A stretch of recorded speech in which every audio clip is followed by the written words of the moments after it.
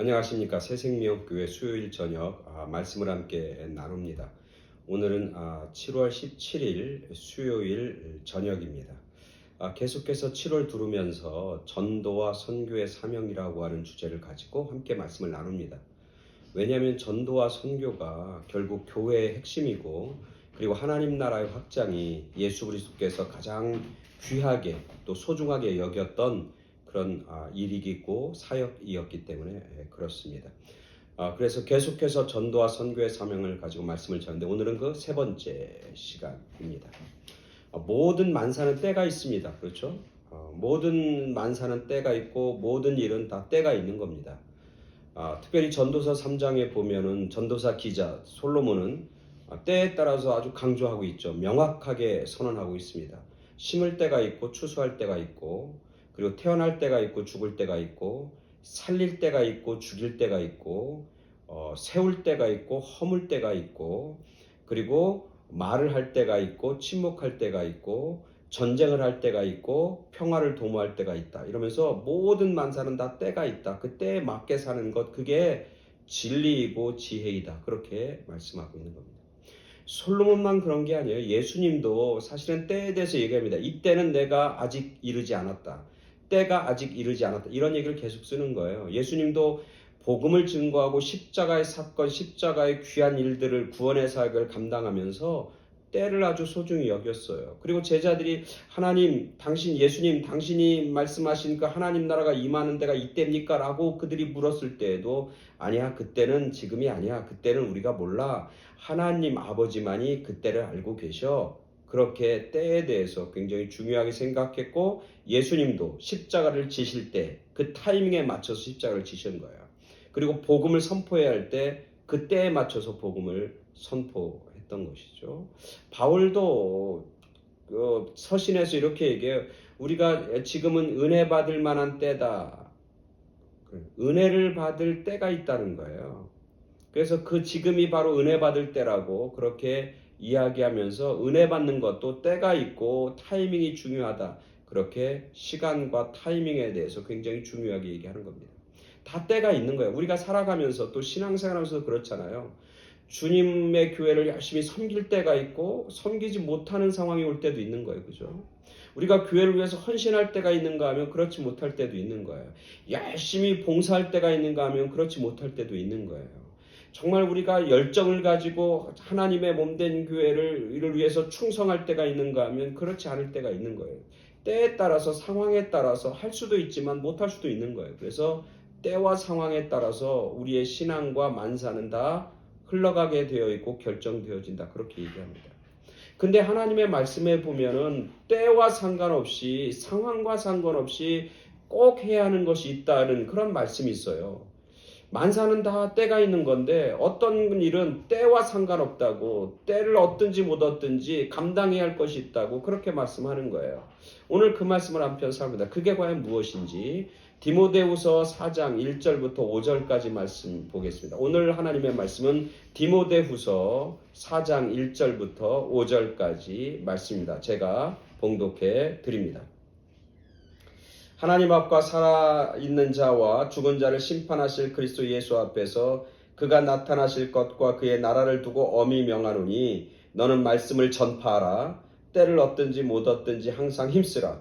범사의 오래 참음과 가르침으로 경책하며 경계하며 권하라. 때가 이르니 사람이 바른 교훈을 받지 아니하며 귀가 가리워서 자기의 사욕을 따를 스승을 많이 두고, 또 그 귀를 진리에서 돌이켜 허탄한 이야기를 따르리라. 그러나 너는 모든 일에 신중하여 고난을 받으며 전도자 일을 하며 내 직무를 다하라. 아멘. 디모데후서는 우리가 잘 아는 것처럼 바울이 마지막 죽기 전에 마지막 쓴 편지라고 알려집니다. 즉 바울의 유언과 같은 그런 말씀이죠. 디모데후서. 로마 감옥에서 이제 처형을 바로 앞둔 바울이 디모데를 비롯해서 하나님의 백성과 하나님의 자녀들, 그리고 하나님의 제자들에게 말씀하고 있는 거죠. 뭐라고 그래요? 2절 말씀 중요하죠. 너는 말씀을 전파하라. 때를 얻든지 못 얻든지 항상 힘쓰라. 다 때가 있다고 그랬잖아요. 근데 때가 없는 게 있는 거예요. 때가 있든지 없든지 때와 상관없이 우리가 감당해야 할 것이 있다는 거예요. 상황과 상관없이 우리가 직무를 수행해야 할 일이 있다는 거예요. 내 주변에는 사람과 상관없이 정말 중요하게 그 일을 행해야 하는 일이 있다는 거예요. 그게 뭐냐면 말씀을 전파하는 것. 때와 상관없고 상황과 상관없고 내 이야기를 듣는 대상이나 청중과 상관없이 항상 해야 될 게 뭐가 있냐면 말씀을 전파하는 거다. 다른 모든 건 다 때가 있지만 말씀을 전파하는 일은 때와 상관이 없다는 거예요. 상황과 상관이 없다는 거예요. 왜? 하나님의 명령이기 때문에 그래요. 하나님의 명령이기 때문에. 오늘 성경에 보면 2절에 너는 때를 얻든지 못 얻든지 너는 말씀을 전파하라. 때를 얻든지 못 얻든지 그 일을 행하라고 그렇게 얘기하면서 1절에 보면 이렇게 얘기합니다. 하나님 앞과 살아있는 자와 죽은 자를 심판하실 그리스도 예수 앞에서 그가 나타나실 것과 그의 나라를 두고 엄히 명하노니. 지금 바울이 명령을 하는데 그게 자기만의 명령이 아닌 거예요. 나의 개인적이고 인간적인 명령이 아니라는 거예요. 자기가 일평생 살아봤어요. 40년이 넘도록 복음을 증거해봤어요. 이 복음을 증거하는 것 때문에 수많은 고난과 고통을 당해봤어요. 그러면서 마지막 결론이 뭐냐면 하나님과 그리고 우리를 심판하실 예수 그리스도와 그리고 장차 우리 땅에 임하는 하나님 나라를 두고 내가 엄중히 명령하는데 말씀을 전파하라. 때를 얻든지 못 얻든지 그 일을 항상 힘쓰라. 그렇게 명령하고 있어요. 이 명령은 누구의 명령? 하나님의 명령, 예수 그리스도의 명령, 교회의 명령이라고 하는 거예요. 엄히 명한다는 거예요. 그렇기 때문에 이것은 때에 따라서 해도 되고 때에 따라서 안 해도 되고 상황에 따라서 해도 되고 상황에 따라서 하지 않아도 되고 내 주변에 있는 내 여러 가지 형편에 따라서 내가 만나는 사람들에 따라서 해도 되고 안 해도 되고 하는 게 아니라는 거예요. 진짜 이건 소중한 거예요. 교회가 또 하나님 나라의 백성이 감당해야 할 하나님의 엄중한 명령인 거예요.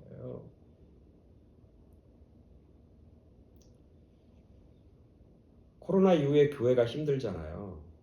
여러 가지 많이 힘든데 그 중에 재정적인 부분도 힘들잖아요.